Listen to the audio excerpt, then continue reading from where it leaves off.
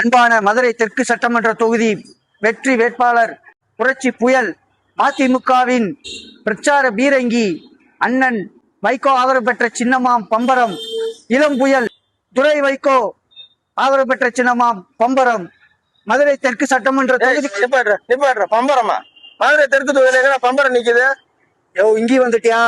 எங்க போனாலும் பின்னாடி வர்றதா உன் பொழப்பா? அது இருக்கட்டு. மதிமுகவுக்கு பம்பரம் சின்ன தெற்கு தொகுதியில யாரு கூட என்ன பம்பரம் இல்லையா? மதிமுக பம்பரம் தாயா? அப்படி நீ நினைச்சுக்கிட்டு இருக்கியா? ஐயோ பாவம், அவரே கன்ஃபியூஸ் ஆயிட்டாரம்மா.